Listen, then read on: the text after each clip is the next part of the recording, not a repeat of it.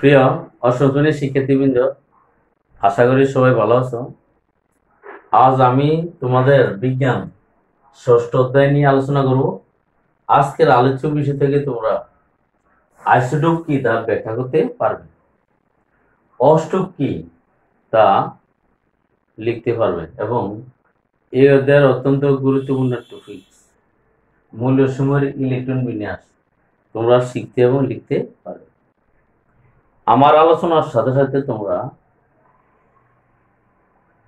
প্রয়োজনীয় জিনিসগুলি খাতায় লিখে রাখবে। চলো আমরা আইসোটোপ নিয়ে আলোচনা করি।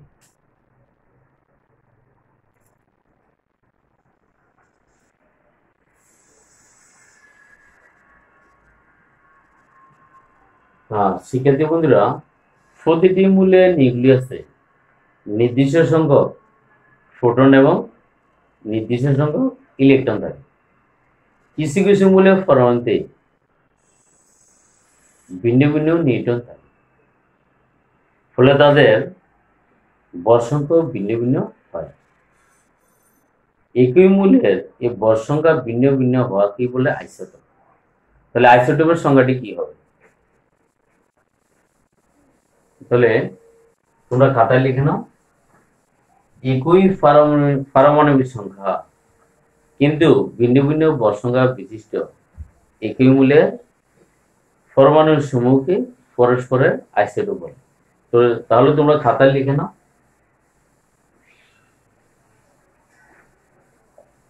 একই পারমাণবিক সংখ্যা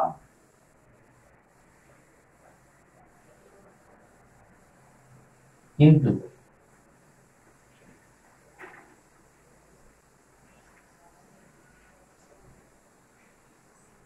ভিন্ন ভিন্ন ভরের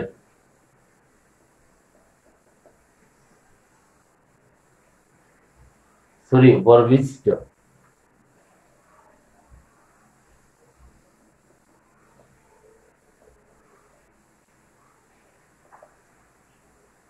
একই মূলের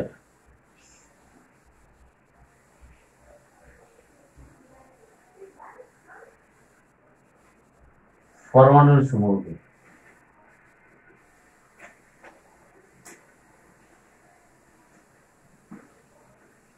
পরস্পরের আইসোটোপ বলে।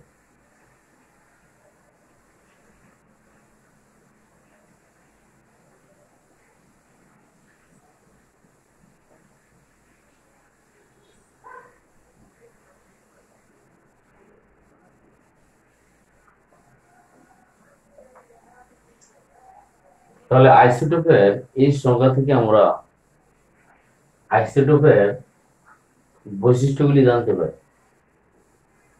এক নম্বর হলো আইসোটোপ হলো একই মূলের পরমাণু। দুই নম্বর, আইসোটোপ সমূহের পারমাণবিক সংখ্যা একই হবে। তিন নম্বর, আইসোটোপ সমূহের ভর সংখ্যা ভিন্ন ভিন্ন।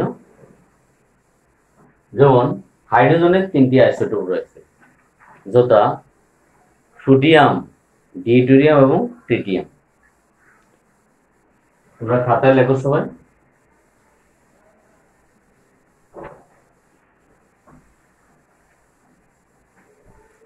Sodium,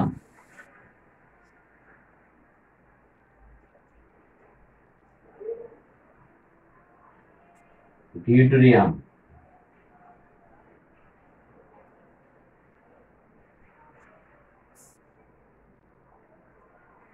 tritium.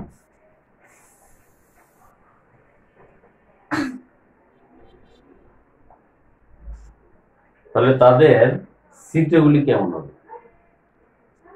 সোডিয়ামের চিত্র হলো, সোডিয়ামে একটা প্রোটন থাকবে এবং একটা মাত্র ইলেকট্রন থাকবে, এতে কোনো নিউট্রন নেই, তাই এর ভর সংখ্যা হলো 1। আর ডিউটেরিয়ামে প্রোটন থাকবে একটি, ইলেকট্রন একটি এবং নিউট্রন একটি। আমরা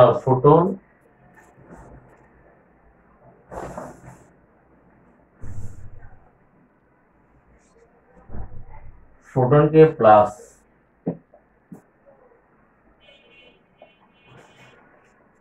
ইলেকট্রনকে মাইনাস এবং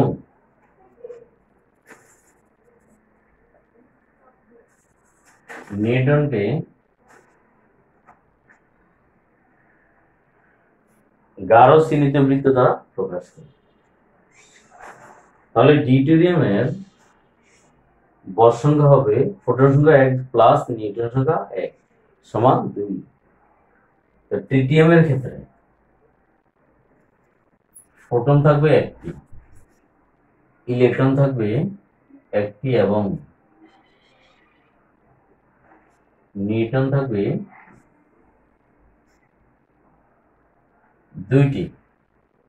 তাই ট্রিটিয়ামের বর সংখ্যা হবে প্রোটন সংখ্যা 1 প্লাস নিউট্রন সংখ্যা 2 সমান 3। হাইড্রোজেনের আইসোটোপ সমূহের ক্ষেত্রে তোমরা দেখো এদের প্রত্যেকের প্রোটন সংখ্যা 1টি করে আর ইলেকট্রন সংখ্যাও 1টি করে এবং এর হলো একই মূলের অর্থাৎ হাইড্রোজেনের, কিন্তু বর সংখ্যাগুলি ভিন্ন ভিন্ন। যেমন ফ্লুটিয়ামের বর সংখ্যা 1, ডিউটেরিয়ামের বর সংখ্যা 2 এবং ট্রিটিয়ামের বর সংখ্যা 3।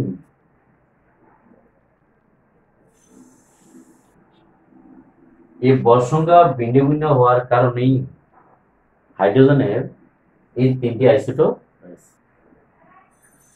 আশা করি তোমরা লিখেছো এবং বুঝেছো।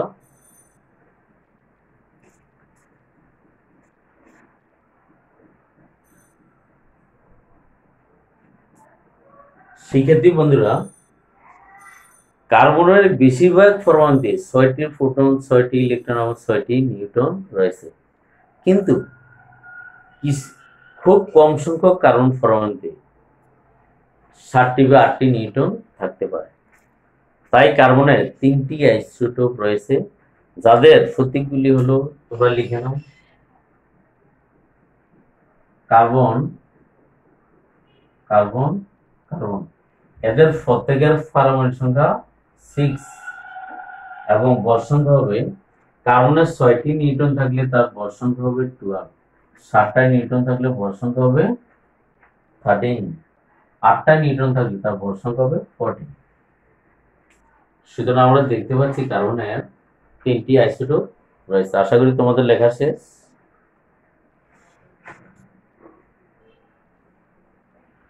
এখন আমি অষ্টক নিয়ে আলোচনা করব।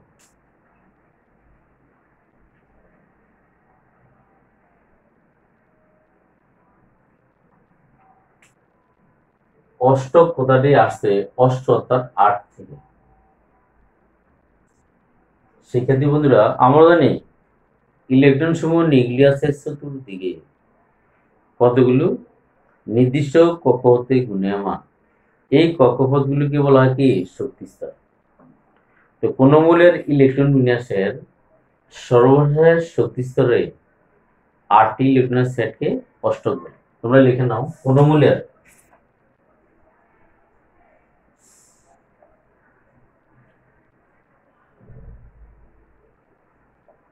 সর্বশেষ শক্তিস্তরে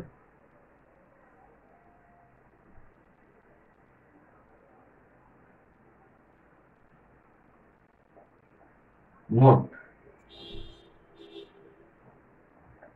8টি ইলেকট্রনের সেটকে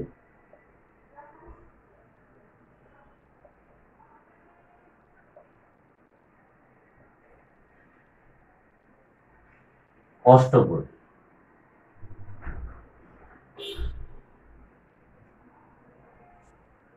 দেখো, আমি আবার বলছি, কোন মূলের সর্বশেষ শক্তিস্তরে মোট 8টি ইলেকট্রনের সেটকে অষ্টক বলে।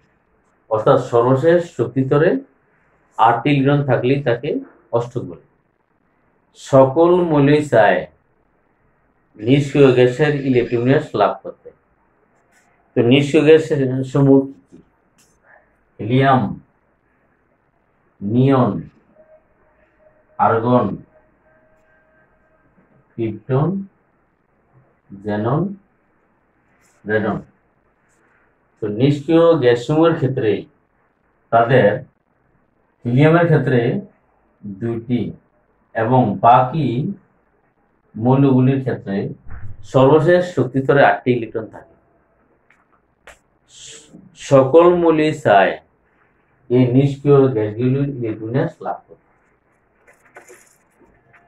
আমি আবারও বলছি, হিলিয়ামের ক্ষেত্রে 2টি এবং বাকি মৌলগুলির ক্ষেত্রে তাদের সর্বশেষ শক্তি স্তরে 8টি ইলেকট্রন আছে। সকল মৌলই চায় এই নিষ্ক্রিয় গ্যাসগুলির ইলেকট্রন লাভ করতে।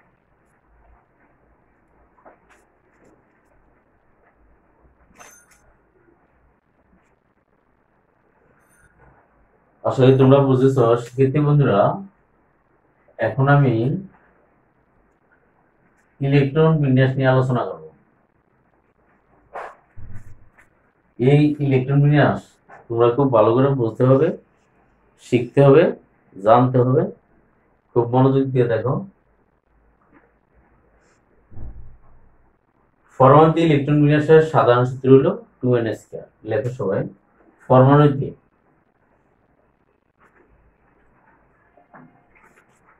ইলেকট্রন বিন্যাসের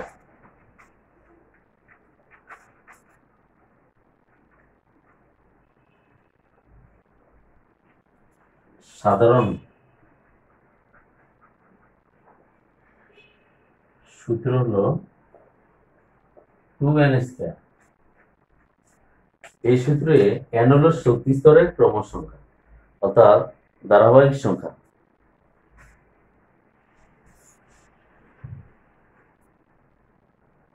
অর্থাৎ প্রথম শক্তি স্তরে n এর মান 1, দ্বিতীয় শক্তি স্তরে n এর মান 2, তৃতীয় শক্তি স্তরে n এর মান 3 ইত্যাদি। n সমান 1 হলে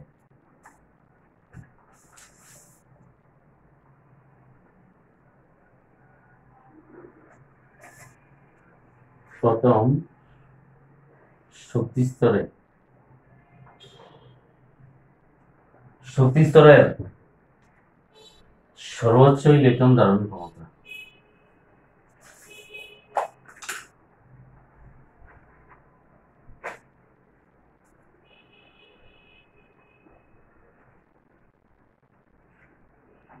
(2 × 1²). এখানে n এর মান হলো 1, 2 × 1² সমান 2 × 1 সমান 2টি। n সমান 2 হলে দ্বিতীয় শক্তি স্তরের সর্বোচ্চ ইলেকট্রন ধারণ ক্ষমতা সমান 2 × 2²। এখানে n এর মান হলো 2, 2² সমান 2 × 4 সমান 8। অর্থাৎ দ্বিতীয় শক্তি স্তরের সর্বোচ্চ 8টি ইলেকট্রন থাকতে পারে। n সমান 3 হলে তৃতীয় শক্তি স্তরে সর্বোচ্চ ইলেকট্রন ধারণ ক্ষমতা সমান 2 × 3² সমান 2 × 9 সমান 18টি। n সমান 4 হলে চতুর্থ শক্তি স্তরে ইলেকট্রন ক্ষমতা সমান 2 × 4² সমান 2 × 16 সমান 18। n সমান 5 হলে পঞ্চম শক্তি স্তরের সর্বোচ্চ ইলেকট্রন ধারণ ক্ষমতা 2 × 5² সমান 2 × 25 সমান 50। n সমান 6 হলে ষষ্ঠ শক্তি স্তরের সর্বোচ্চ ইলেকট্রন ধারণ ক্ষমতা সমান 2 × 6² সমান 2 × 36 সমান 72। n সমান 7 হলে সপ্তম শক্তি সর্বোচ্চ ইলেকট্রন ধারণ ক্ষমতা সমান 2 × 7² সমান 2 × 49 সমান 98। তাহলে দেখো প্রথম শক্তি স্তরের সর্বোচ্চ ইলেকট্রন থাকতে পারে 2টি, একটিও থাকতে পারে সর্বোচ্চ 2টি, আর দ্বিতীয় শক্তি স্তরে সর্বোচ্চ ইলেকট্রন থাকতে পারে 8টি, সর্বোচ্চ 8টি। এভাবে সপ্তম শক্তি স্তরে সর্বোচ্চ ইলেকট্রন ধারণ ক্ষমতা 98টি। আশা করি তোমাদের লেখা শেষ।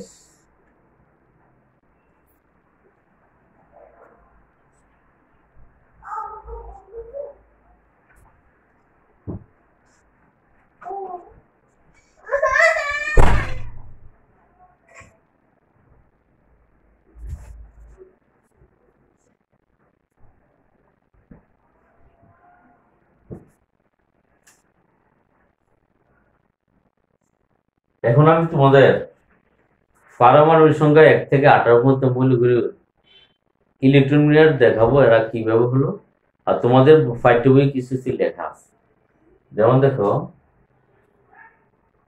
মৌলের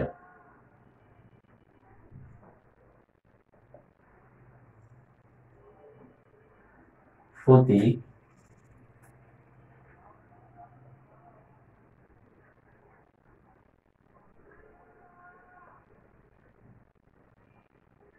পারমাণবিক সংখ্যা,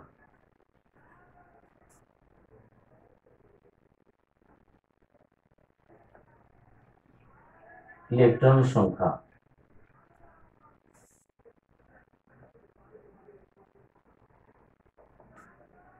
ইলেকট্রন বিন্যাস।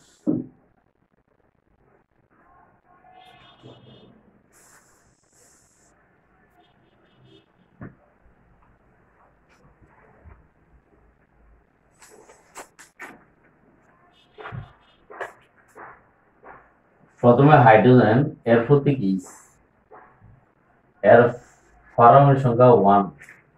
আমরা জানি মৌলের পরমাণুতে পারমাণবিক সংখ্যা এবং ইলেকট্রন সংখ্যা প্রোটন সংখ্যা সমান। তাহলে ইলেকট্রন আছে কয়টি? 1টি, তার ইলেকট্রন হবে 1। অর্থাৎ হাইড্রোজেনের একটা মাত্র শক্তি স্তর আছে এবং তার প্রথম শক্তি স্তরে একটা মাত্র শক্তি স্তরে ইলেকট্রন আছে কয়টি? 1টি। হিলিয়াম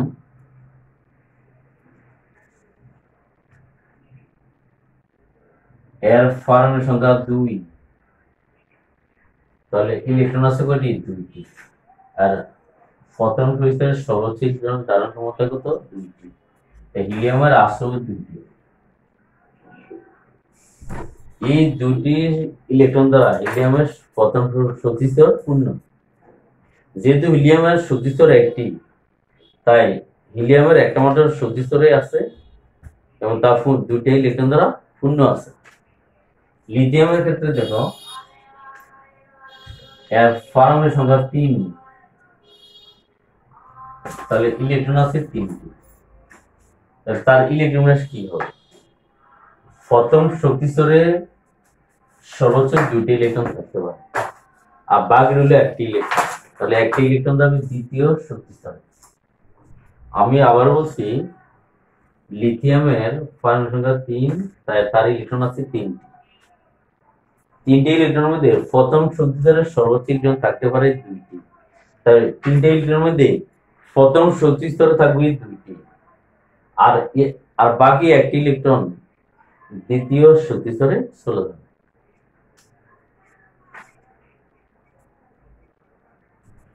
বেরিলিয়াম এর পারমাণবিক সংখ্যা 4 এবং ইলেকট্রন সংখ্যা 4, তার ইলেকট্রন বিন্যাস হবে প্রথম শক্তি স্তরে 2টি, আর বাকি 2টি ইলেকট্রন দ্বিতীয় শক্তি স্তরে চলে যাবে।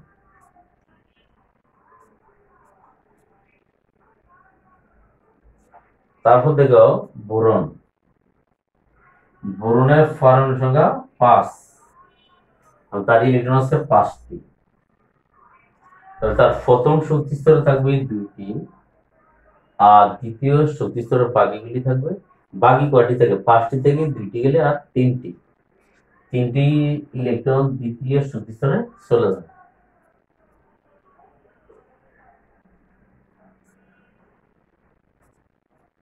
তার পরবর্তী হলো কার্বন, যার পারমাণবিক সংখ্যা 6, বলে ইলেকট্রন সংখ্যা কত?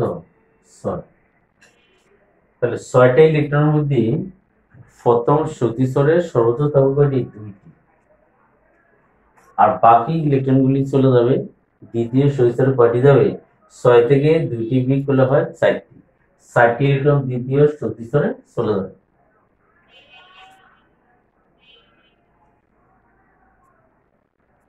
কার্বনের পরবর্তী হলো নাইট্রোজেন। নাইট্রোজেন পরমাণু সংখ্যা 7। তাহলে তার ইলেকট্রন সংখ্যা 7। এই 7টা ইলেকট্রনের মধ্যে প্রথম শক্তি স্তরে যাবে 2টি, আর দ্বিতীয় শক্তি স্তরে যাবে 7টি থেকে 2টি বিয়োগ করলে 5টি।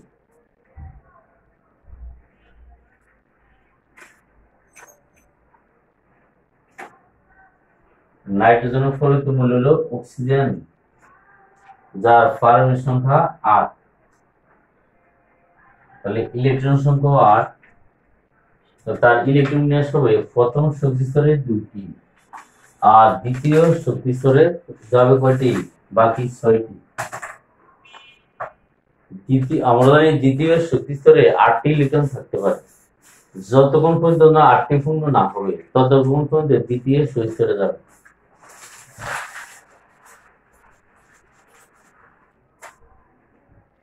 তার পরবর্তী হলো ফ্লুরিন।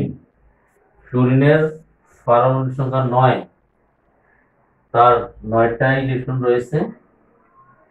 9টা ইলেকট্রনের মধ্যে 2টা যাবে প্রথম শক্তি স্তরে, আর বাকি থাকে কয়টি? 9 থেকে 2 বিয়োগ করলে 7। 7টি যাবে দ্বিতীয় শক্তি স্তরে।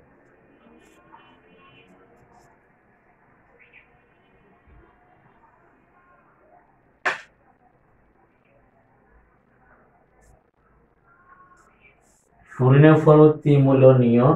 নিয়নের পারমাণবিক সংখ্যা হলো 10, ফলে তার ইলেকট্রন আছে 10টি। তার ইলেকট্রন বিন্যাস হবে প্রথম শক্তি স্তরে 2টি, আর দ্বিতীয় শক্তি স্তরে কয়টি থাকে? 10টি থেকে 2 বিয়োগ করলে 8টি।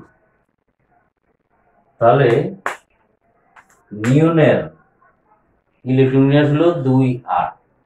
আমরা জানি দ্বিতীয় শক্তি স্তরে 8টির বেশি ইলেকট্রন থাকতে পারে না। তাহলে দ্বিতীয় নিয়নের ক্ষেত্রে প্রথম শক্তি স্তর শূন্য করার পরে দ্বিতীয় শক্তি স্তর শূন্য হয়ে গেল। তার পরবর্তী মূল্য যে সোডিয়াম, আর ইলেকট্রন এর পরবর্তী শক্তি স্তরে বাকি একটি ইলেকট্রন পরবর্তী শক্তি স্তরে যাবে। তোমরা দেখো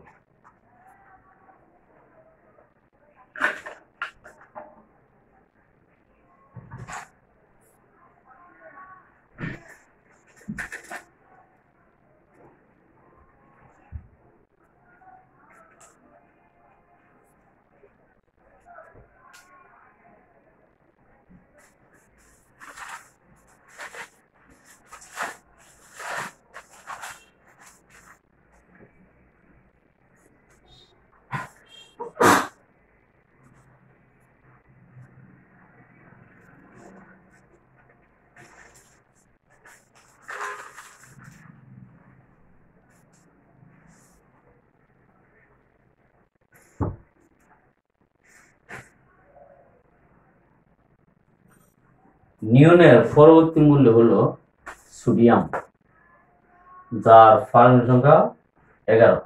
তাহলে এতে 11টি ইলেকট্রন আছে। তার ইলেকট্রন বিন্যাস হবে প্রথম শক্তি স্তরে 2টি, দ্বিতীয় শক্তি স্তরে 8টি। তাহলে মোট হলো কয়টি? 10টি। বাকি একটি ইলেকট্রন তৃতীয় শক্তি স্তরে চলে যাবে। শিক্ষার্থী বন্ধুরা, আমরা আগেই বলেছি প্রথম শক্তি স্তরে ইলেকট্রন থাকে সর্বোচ্চ 2টি, আর দ্বিতীয় শক্তি স্তরে 8টি। আর বাকি মোট হলো কয়টি? 10টি। বাকি একটি ইলেকট্রন সোডিয়ামের তৃতীয় শক্তি স্তরে চলে যাবে। ম্যাগনেসিয়ামের 12 পারমাণবিক সংখ্যা, আর ইলেকট্রন 12টি। তাহলে ইলেকট্রন বিন্যাস হবে 2, আর এখানে 10টা হলো 12 থেকে 10 বিয়োগ করলে 2টি চলে যাবে তৃতীয় শক্তি স্তরে। এইভাবে বাকিগুলি করি। অ্যালুমিনিয়ামের পারমাণবিক সংখ্যা হলো 13। তার ইলেকট্রন আছে 13টি। তাহলে তার ইলেকট্রন বিন্যাস কি হবে? এখানে 10টি আর বাকি 3টি ইলেকট্রন যাবে তৃতীয় শক্তি স্তরে এবং তৃতীয় শক্তি স্তর আস্তে আস্তে পূর্ণ হতে থাকবে। তার পরবর্তী মূল্য সিলিকন, এর ফার্ন সংখ্যা 14 এবং তার ইলেকট্রন সংখ্যা হবে 14 এবং ইলেকট্রন প্রথম শক্তি স্তরে 2টি, দ্বিতীয় শক্তি স্তরে 8টি, বাকি 4টি ইলেকট্রন যাবে তৃতীয় শক্তি স্তরে। তেমনি সিলিকনের পরবর্তী মূল্য ফসফরাস, আর ফার্ন সংখ্যা 15 আর ইলেকট্রন সংখ্যা হলো 15। ইলেকট্রন হবে 2, 8, প্রথম শক্তি স্তরে 2টি, দ্বিতীয় শক্তি স্তরে 8টি, আর বাকি 5টা ইলেকট্রন চলে যাবে তৃতীয় শক্তি স্তরে। ফসফরাসের পরবর্তী মূল্য সালফার, এর ফার্ন সংখ্যা 16 এবং ইলেকট্রন সংখ্যা 16। তাহলে তার ইলেকট্রন হবে প্রথম শক্তি স্তরে 2টি, দ্বিতীয় শক্তি স্তরে 8টি এবং তৃতীয় শক্তি স্তরে থাকবে বাকি 6টি ইলেকট্রন। সালফারের পরবর্তী মূল্য হলো ক্লোরিন, এর পারমাণবিক সংখ্যা 17। তাহলে ইলেকট্রন সংখ্যা 17, তার ইলেকট্রন প্রথম শক্তিতে 2টি, দ্বিতীয়তে 8টি, মোট হলো 10টি, বাকি 7টা ইলেকট্রন তৃতীয় শক্তি স্তরে চলে যায়। ক্লোরিনের পরবর্তী মূল্য হলো আর্গন, যার পারমাণবিক সংখ্যা 18। তাহলে ইলেকট্রন আছে 18টি। এই 18টি ইলেকট্রনের মধ্যে প্রথম শক্তি স্তরে 2টি, দ্বিতীয় শক্তি স্তরে 8টি এবং তৃতীয় শক্তি স্তরে 8টি ইলেকট্রন থাকবে। তাহলে শিক্ষার্থী বন্ধুরা, তোমরা দেখেছ যে আমি আগেই বলেছি, হিসাব করে দেখাইছি, প্রথম শক্তি স্তরে 2টি ইলেকট্রন থাকতে পারে সর্বোচ্চ, আর দ্বিতীয় শক্তি স্তরে সর্বোচ্চ 8টি থাকে এবং তৃতীয় শক্তি স্তরে 18টি থাকতে পারে। তোমাদের বইয়ে হাইড্রোজেন থেকে আরম্ভ করে আর্গন পর্যন্ত ইলেকট্রন দেওয়া আছে। 2n² সূত্র অনুসারে পারমাণবিক সংখ্যা 1 থেকে 18 পর্যন্ত ইলেকট্রন বিন্যাস করা যায়। পরবর্তী মৌলগুলির ইলেকট্রন বিন্যাস করতে হলে তোমাদেরকে আরেকটা নীতি অবলম্বন করতে হবে, এটা হলো আবগার নীতি, যা তোমরা নবম এবং দশম শ্রেণীতে জানতে পারবে, তোমাদের অষ্টম শ্রেণীতে নাই। তাই আমি আবগার নীতি নিয়ে আলোচনা করলাম না। আশা করি তোমরা এগুলি ভালোভাবে শিখেছো, জেনেছো, এখন না দেখে লিখতে পারবে। তোমরা ক্লাসটি 1 বার, 2 বার, 3 বার দেখবে, এই মূল্যগুলি অবশ্যই শিখবে। আশা করি আজকের টপিকটি তোমরা ভালো করে আয়ত্ত করবে, এই আশাবাদ ব্যক্ত করে তোমরা সবাই সুস্থ থাকো, ভালো থাকো, বাসায় থাকো, নিরাপদে থাকো। তো সবাইকে ধন্যবাদ, আবার দেখা হবে।